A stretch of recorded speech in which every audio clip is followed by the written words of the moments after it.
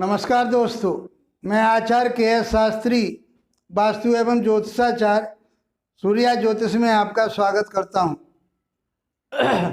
मित्रों, हमने भाव की चर्चा की, भावेश की चर्चा की। आज हम जो आपको बताएंगे अध्याय 81 में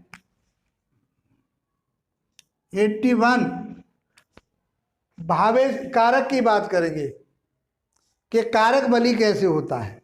तो वही सिद्धांत जो हमने आपको बताए हैं उसी आधार पर चलेगा। जो नियम है उसी के आधार पर हम समझेंगे। भाव के बारे में हमने आपको बताया कि जो भाव के कारकत्व होते हैं वो स्थिर होते हैं। पहले भाव से हम स्वास्थ्य देखेंगे, उसकी कद काठी देखेंगे, रंग रूप देखेंगे, उसका मान सम्मान प्रतिष्ठा सब हम पहले भाव से देखते हैं। दूसरे भाव से धन देखेंगे, उस व्यक्ति का संचित धन देखेंगे। परिवार देखेंगे, कैसा अच्छा परिवार है, बुरा परिवार है, कैसा परिवार होगा उसका, ये सब। इससे पराक्रम देखेंगे, हिम्मत देखेंगे, छोटे भाई बहन इस तरह से हम सबके बारे में लिखा चुके हैं, आपको बता चुके हैं। तो भाव में से जो हम रीडिंग करते हैं, जो समझते हैं उस बात को, वो भाव में। अब ये नहीं कि यहाँ से हम पराक्रम देखेंगे तो पहले भाव से भी देख लेंगे या चौथे भाव से पराक्रम, नहीं, ऐसा नहीं है। जब हमें पराक्रम देखना है, उसकी हिम्मत, छोटे भाई बहन देखने, तो कहाँ से देखने? तीसरे से ही देखने, चौथे से नहीं देखेंगे, पांचवें से नहीं देखेंगे, 11वें से नहीं देखेंगे, कहीं से नहीं देखेंगे। जो हम कारकत्व वो स्थिर रहते हैं। और लगन के इनके भावों के जो कारक हैं, मूल कारक, स्थिर कारक जो बताए हमने, वो भी वहीं पर स्थिर रहते हैं, वो भी नहीं बदलते। जैसे हमने पहले भाव का जो कारक सूर्य बताया था, तो हम पहले भाव से सूर्य को भी भाव को देख लिया। लग्नेश कौन है? मंगल को देख लिया। अब कारक कौन है? यहाँ का सूर्य है, तो हम फिर सूर्य को देखेंगे। दूसरे भाव में भाव को देख लिया, दूसरे भाव के मालिक कौन है? शुक्र को देख लिया। और यहाँ का कारक कौन है? यहाँ का कारक गुरु है। अब ये नहीं है कि शुक्र को यहाँ देख, उसको गुरु को हम यहाँ देख लें और सूर्य को यहाँ देख लें, नहीं। जिस भाव के लिए हमने स्थिर कारक बताए, ये तीनों चीजें बिल्कुल स्थिरता में ही रहेंगी। कारक के भाव भी स्थिर रहेंगे। धन भाव है तो धन भाव ये ही रहेगा, ये नहीं होगा, ये नहीं होगा, चौथा नहीं होगा, 10वां नहीं होगा, 9वां नहीं होगा, 5वां नहीं होगा। धन का यदि हम बात करेंगे तो हम दूसरे भाव से ही बात करेंगे। ये ही बात समझने की है। तो ये तीनों चीजें, भाव, भावेश, कारक, ये स्थिर हैं, इनमें कोई बदलाव नहीं होता। भावेश में बदलाव हो जाता है क्योंकि यहाँ राशि कोई भी आ सकती है। समझ में आई होगी बात। अब देखिए, लगन की बात करते हैं। अध्याय 81 में लगन की बात करते हैं। तो यहाँ से भाव खराब हुआ था, लेकिन भावेश शुभ हो गया। अब हम किसको देखेंगे? सूर्य को देखेंगे। यहाँ का कारक कौन होगा? सूर्य होगा। मैं लिखे देता हूँ, यहाँ सूर्य हो गया। यहाँ का कारक की बात हो रही है। कोई अब फिर ग्रह बदल जाएंगे हमारे, फिर भ्रमित हो जाएंगे कि सूर्य वहाँ पहुँच गया, वहाँ नहीं लिख रहे, बता ही दे रहे खाली। तो यहाँ पर ये सूर्य यहाँ का कारक हो गया। भावेश कौन हुआ? मंगल हुआ। और कारक कौन हुआ? यहाँ का सूर्य हुआ। अब सूर्य को भी उसी तरह से रीड करेंगे। क्या सूर्य अपने भाव में बैठा है? नहीं बैठा। सूर्य अपनी राशि में बैठा है, वो बात नहीं हो रही। अब कारक भाव में बैठा है, तो कारक भाव कौन सा है? उसका लगन है, तो वहां नहीं बैठा। तो फिर वो कहाँ बैठा है? तो वो 11वें भाव में बैठा है। भावेश से हमें, भावेशों के आधार पर बहुत आपको सरलता हो जाएगी। अब तो भावेश कहाँ बैठा है? 11वें भाव में बैठा है, मित्र ग्रह के साथ बैठा है। ये रीडिंग करेंगे क्योंकि यहाँ का कारक कौन है? सूर्य भी है। और यहाँ का भावेश कौन है? मंगल है, तो मंगल के साथ बैठा है, केतु के साथ बैठा हुआ है। अब इस पर दृष्टि किसकी जा रही है? शनि की, चंद्र की, राहु की दृष्टि जा रही है उसके ऊपर। तो सूर्य उसको शत्रु मानता शनि, और शनि को मानता उसका। लेकिन एक एक्सेस बताया हमने कि सूर्य के घर में शनि बैठा हुआ है और शनि के घर में सूर्य बैठा हुआ है। एक दूसरे के शत्रु जरूर हैं, तो क्या एक दूसरे के घर को तोड़ेंगे? नहीं तोड़ेंगे। क्यों नहीं तोड़ेंगे? यदि वो उसके घर को तोड़ेगा तो वो तैयार बैठा हुआ है, वो उसके घर को तोड़ देगा। इसलिए दोनों कैसे रहेंगे? न्यूट्रल रहेंगे, कोई डिस्टर्बेंस नहीं। बहुत मोटी बात बताई। एक शत्रु हमारे घर में बैठ जाए और हम उसके घर जाके बैठ जाए, तो वो हमारे को नुकसान नहीं पहुंचाएगा, हम उसके को नहीं पहुंचाएंगे। यदि हमने उसके घर को नुकसान पहुंचाया तो हो सकता है कि हमसे ज़्यादा वो नुकसान हमारे घर में कर दे। तो इसलिए हम क्या कहेंगे, भाई तू भी ठीक और हम भी ठीक, कोई बात नहीं। वही बात यहाँ चरितार्थ हो रही है, वो इसके घर में बैठा है, एक्सेस हो रहा है, राजयोग भी बना हुआ है, कोई बात नहीं, शुभ ही शुभ है, तो हम कारक को भी यहाँ पर शुभ मानेंगे। तीसरा पॉइंट हमने, ये हो गया भाव, ये हो गया भावेश, और ये हो गया कारक। मैं केवल चिन्हों से ही आपको बता रहा हूँ, इनको लिख नहीं पाऊंगा। तो पहला पॉइंट हमने बताया ना कि क्या भावेश, वो कारक अपने घर में बैठा है, जैसे भावेश अपने घर में, नियम वही रहेंगे, अब उसी आधार पर देखेंगे। अब आसान तरीके से समझ लीजिए नियमों को, बहुत रामबाण काम करते हैं ये, और बहुत कुछ समझ पा रहे होंगे आप, किसी निष्कर्ष पर पहुंचेंगे। अब आप दूसरे भाव की बात करते हैं। दूसरे भाव के कारक कौन है? गुरु माने गए हैं। और गुरु लगन में कहाँ बैठे? लगन से कहाँ बैठे? यहाँ तो नहीं बैठे गुरु। पहला पॉइंट क्या है, क्या कारक या भावेश अपने घर में बैठा? नहीं बैठा ना, यहाँ पे गुरु नहीं है, तो वो लगन से कहाँ बैठा हुआ? लगन से देखिए उसको चौथे भाव में बैठा हुआ है, उच्च की राशि में बैठा हुआ है, श्रेष्ठ हो गया। अपने घर से क्या उसके ऊपर किसी शुभ ग्रह की दृष्टि है? तो शुक्र की शुभ दृष्टि है। क्या और किसी की दृष्टि है? नहीं है किसी की। कोई योग बना रहा है, राजयोग वगैरह बनना उसका है, उच्च राशि नीच राशि ये सब चीज देख रहे हैं ना, तो उच्च में बैठा हुआ है। तो यहाँ हम ये मान के चलें, अब 3-4 पॉइंट देख लिए हमने, 3-4 पॉइंट में 2 भी पॉइंट आपको मिल जाते हैं पॉजिटिव, तो उसको शुभ मान, शुभ को फिर शुभ ही मानिए, फिर इतना नुकसान वाली बात नहीं होगी। तो हम तीसरा पॉइंट कारक का भी शुभता में लगा देते हैं। आसान तरीके से समझ रहे होगा, बहुत इसको ज़्यादा डिटेल में करने की जरूरत नहीं है, फिर लंबी वीडियो होती है। तीसरे भाव को देखते हैं। तीसरे भाव का मालिक, तीसरे भाव के स्वामी कौन हो? वो क्या नाम, कारक कौन हुए? मंगल हुए। पराक्रम का है ना, तो पराक्रम किसके पास है? मंगल के पास है। हिम्मत किसके पास है? मंगल के पास है। मंगल की स्थिति क्या है? मंगल लगने से योग कारक होके बैठा है। तो क्या कहें हम इसके लिए? ये मानते हैं कि मंगल कैसा हो गया? शुभ हो गया। अब जिसमें भाव में भी बल नहीं था, उसके भावेश में भी बल नहीं था, लेकिन कारक ने उसको बल दे दिया, तो वो इतना बुरा प्रभाव भी उसका नहीं होगा। अब बताएंगे कितने परसेंट आ जाएगा, परसेंटेज हम बताएंगे अपने हिसाब से, कहीं किताबों में नहीं लिखी हुई, ये केवल अनुभव की बातें हैं, सभी लगाते हैं लगभग। चौथे भाव की बात करें, चौथे भाव के स्वामी कौन हो गए? वो कारक कौन होते हैं? चंद्रमा होते हैं, और चंद्रमा की ही राशि है। राशि कोई भी हो सकती है, लेकिन कारक कौन रहेगा यहाँ का? चंद्रमा ही रहेगा। चंद्रमा को कैसा बताया है उन्हें? अब उस विश्लेषण को आराम से समझ लीजिए, किसके हिसाब से? भावेश के आधार पर। तो क्या चंद्रमा यहाँ बैठा हुआ? नहीं बैठा हुआ। लगन से कहाँ बैठा? 5वें घर में बैठा है। अपने घर से वो दूसरे घर में बैठा है। और सारी बातों को छोड़िए, सबसे बढ़िया बात ये हुई कि वो अपने से दूसरे में गया, लगन से 5वें भाव में गया, शुभ हो गया।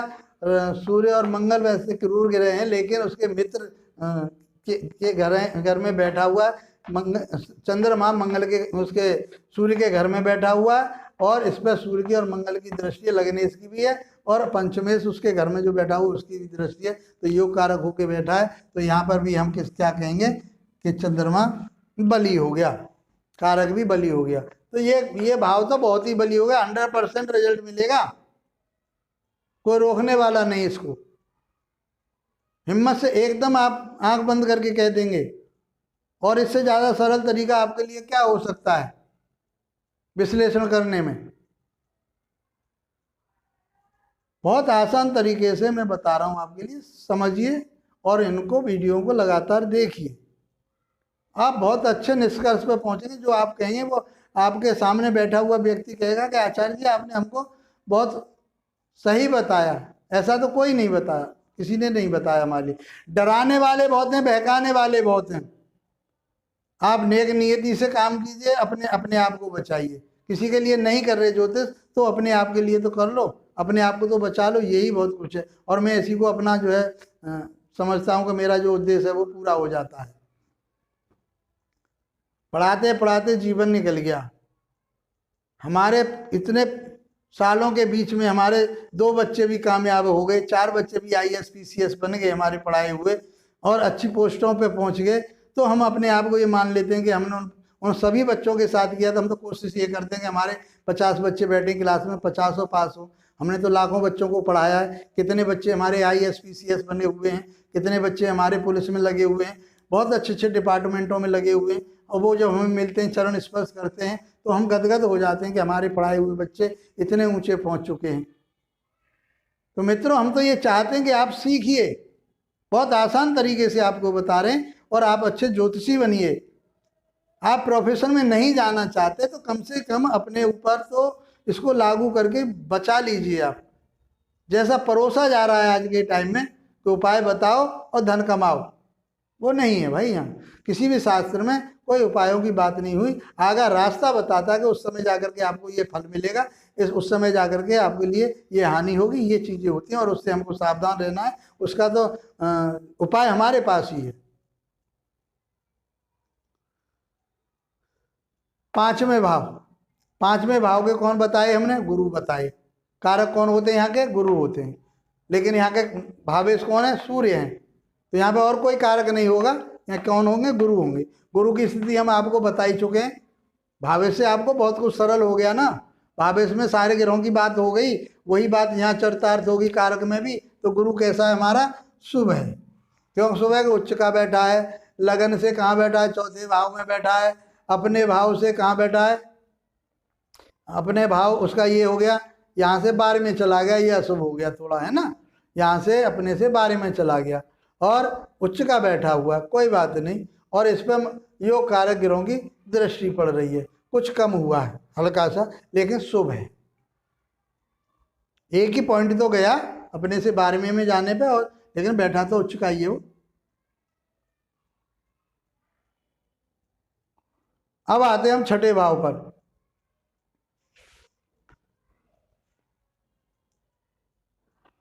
6ठे भाव के स्वामी कौन हुए? यहाँ के मंगल हुए। 6ठे भाव के कारक कौन है? मंगल। मंगल को 6ठे भाव का कारक माना गया, शनि को भी मानते हैं। तो हम यहाँ मंगल को मान के चल रहे हैं। मंगल, तो मंगल की स्थिति क्या है? क्योंकि वो लगने से, अपने लगन से कहाँ बैठा है? 11वें भाव में शुभ हो गया। अपने भाव से कहाँ बैठा है? अपने भाव से बैठा है 1 2 3 4 5 6, 6ठे भाव में पहुंच गया। 6ठा भाव अशुभ माना जाता, तो अपने से 6ठा गया और लगन से वो 11वें गया। तो एक तरफ शुभ और एक तरफ अशुभ। योग कारक होकर बैठा है, क्योंकि वो लगने से और सूर्य के साथ बैठा हुआ है, केतु के साथ बैठा हुआ है। शनि और राहु की उस पर दृष्टि जा रही है, तो कुछ अशुभता की तरफ जा रहा है और कुछ पॉजिटिव जा रहा है। तो हम क्या कह सकते हैं, यहाँ पर मंगल की स्थिति यहाँ के लिए, है ना, ज़्यादा बढ़िया नहीं रही। एक ही पॉइंट मिलता है कि वो लगन से 11वें भाव में गया है, लगन से 11वें भाव में गया है, अपने से 6ठे भाव में गया है। उस पर वो सूर्य केतु के साथ बैठा हुआ है। अशुभ ग्रह क्रूर ग्रह माने जाते हैं। शनि और राहु की उस पर चंद्रमा की दृष्टि है, तो यहाँ पर हम 6ठे भाव के लिए मंगल को शुभ नहीं कहेंगे। ज़्यादा शुभता आ रही है तो फिर शुभ ही मानेंगे, ज़्यादा अशुभता आ रही है, एक आध जगह शुभ आया तो उसको अशुभता में ही लेंगे। अब आते हैं हम 7वें भाव पर। 7वें भाव का कारक कौन है? शुक्र है। और यहाँ का मालिक भी शुक्र है, तो इसकी स्थिति तो बिल्कुल शुक्र की तरह से ही हो गई। इसका गणना तो हम उसी तरह से करें कि आपने घर में बैठा है, नहीं बैठा, लगन से 10वें बैठा है, अपने घर से 4थे में बैठा है, तो शुक्र तो शुभ ही हो गया। यहाँ तो बल्ले बल्ले हो गई इनकी।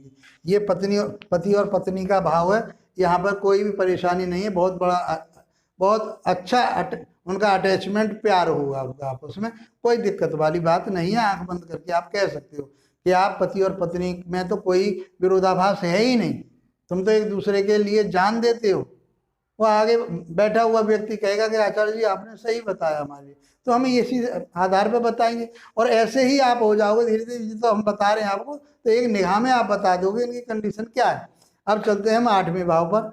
8वें भाव के स्वामी कौन है? शनि। शनि के बारे में हमारी चर्चा हो चुकी है। शनि लगन से कहाँ बैठे हैं? शनि लगन से 5वें भाव में बैठे हैं। अपने से कहाँ बैठे हैं शनि? तो 7 8 9 10वें भाव, यहाँ से भी कहाँ बैठे हैं? केंद्र में बैठे हैं, तो शुभ हो गए।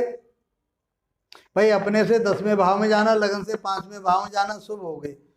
पाप ग्रहों की दृष्टि आ रही है, ये अशुभता में आ गए। कोई पाप कर्तरी में नहीं है,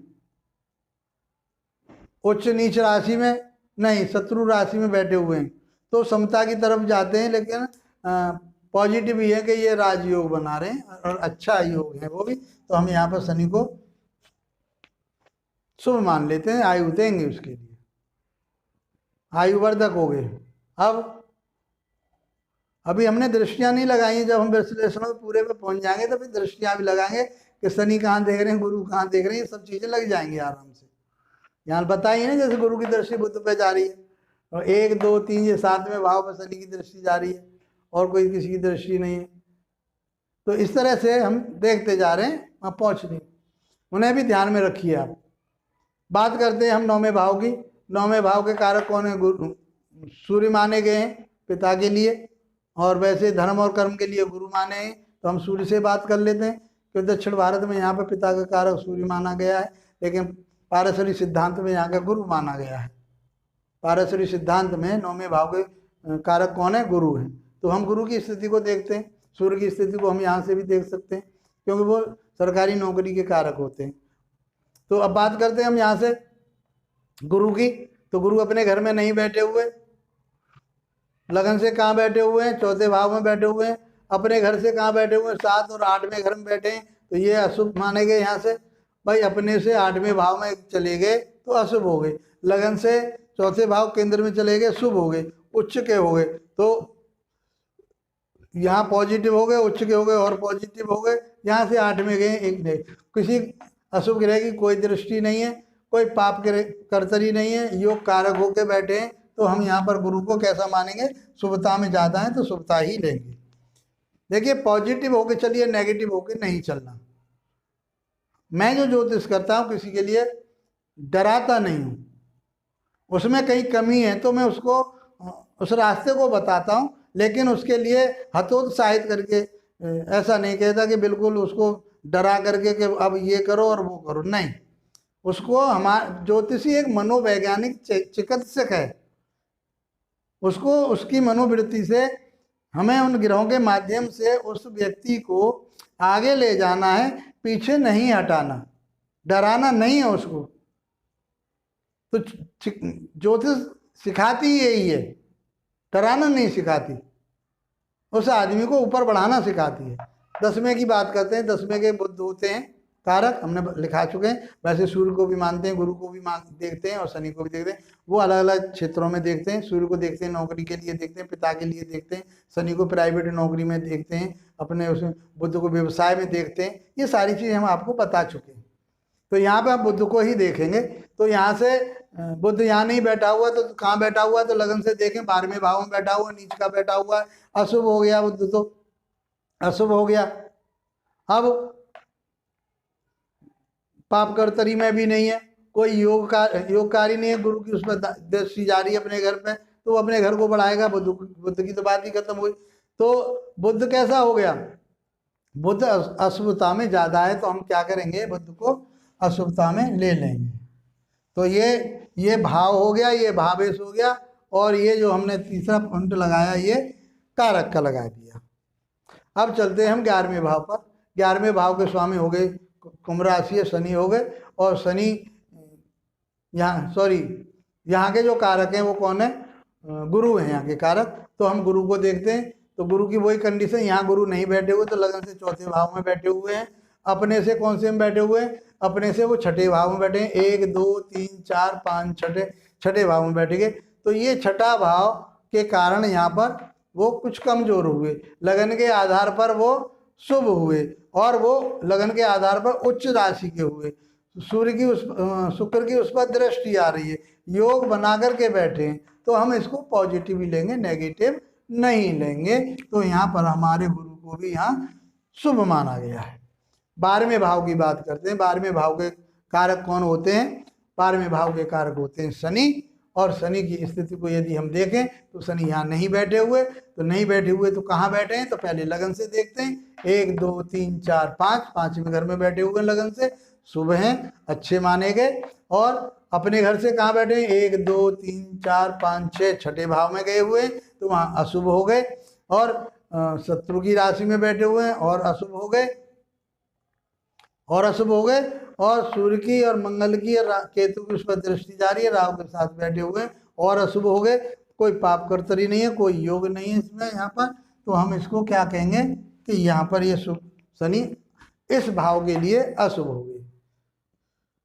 बहुत आसान तरीके से शॉर्ट में आपको मैंने बताया और समझ में आया होगा।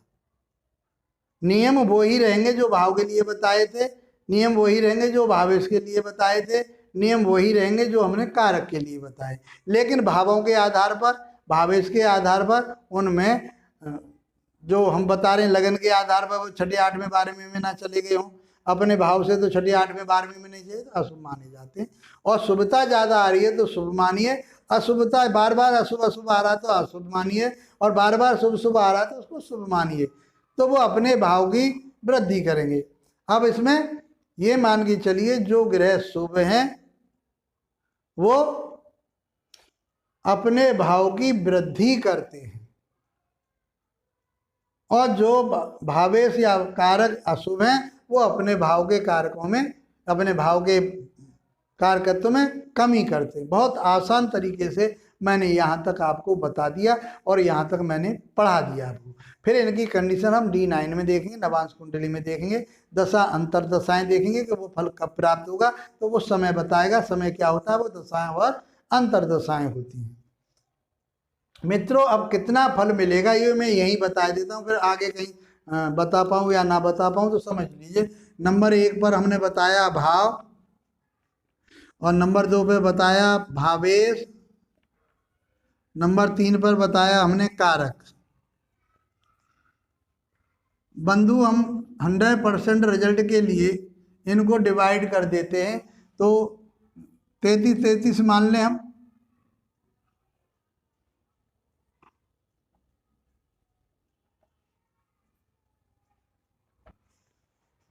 ये समझ में बात आ गई होगी। यदि भाव बलवान है तो 33% इसके मिल गए हमारे लिए पॉइंट, भावेश बलवान है तो 33% इसके मिल गए हमको पॉइंट। मतलब उसकी वैल्यू की बात कर रहा हूँ, ये कहीं पुस्तकों में लिखी हुई नहीं है, ये केवल अपने विवेक से और अपने उससे समझिए इसको। पुस्तकों में आपको कहीं नहीं मिलेगी ये कैलकुलेशन, ये तो अपना अनुभव लगा लोगे आप, तब आप कह पाओगे कि इतने % आपको फल प्राप्त हो जाएगा। और ये कारक भी आपका शुभ है तो ये 33 मान के हम चले, 99% आपके लिए फल प्राप्त हो जाएगा। समझ पा रहे होंगे। यदि इसमें से एक नेगेटिव ये हो गया कि भावेश सही नहीं है तो आपको कितना होगा, 33 66% मिल जाएगा फल। कितना मिलेगा फिर, 66 मिलेगा। 2 खराब हो गए आपके लिए तो हम क्या कहेंगे कि भाई 33% आपको फल मिलेगा और 66% में कमी रहेगी, ज़्यादा फल आपको प्राप्त नहीं हो पाएगा। इस तरह से आप एक अपने विचारों में, अपने माइंड में एक कैलकुलेशन बना करके रखिए, ये बहुत आसान तरीके से आप उसके बारे में बता पाओगे। अब हम यहाँ देख लेते हैं, चलो पहले इसकी आगे कैलकुलेशन कर लेंगे, थोड़े आगे हम चलेंगे बता देंगे। तो अब यहाँ पे 2 हैं तो हम यहाँ क्या माने, 66% फल अच्छा मिलेगा, यहाँ 2 ही 66% मिल जाएगा। यहाँ कितना बल प्राप्त होगा उसके लिए, 33% मिलेगा, 66% नेगेटिव चला गया। यहाँ कितना मिलेगा, 100% मिलेगा। यहाँ कितना मिलेगा, 66% मिलेगा। यहाँ कितना मिलेगा, शुभ 33% मिलेगा, अशुभ कितना मिलेगा, 66% अशुभ रहेगा। अर्थात फायदा हो गया। यहाँ समझने की बात है, यहाँ फायदा क्यों हो गया कि ये रोग का घर है और शत्रु का घर है, तो ये किस में गया, अशुभ हुआ ना। तो ये छठा 8वें की नहीं कह रहे हम, 12वां भाव ये यदि अशुभ होते हैं तो फायदेमंद होते हैं। क्यों अशुभ होते हैं कि यहाँ तो रोगों को खत्म करेगा और शत्रुओं को खत्म करेगा, कर्जे को खत्म करेगा। यहाँ पर क्या कहेंगे हम कि वो व्यय भाव को खत्म करेगा, उसके खर्चे को खत्म करेगा, है ना, जो उसको हानि होनी थी उसको यहाँ खत्म कर देगा, तो वहाँ पॉजिटिव हो जाएगा। यदि यहाँ ये बढ़ जाता है तो ये अशुभ रहेगा। ये बात समझने की है।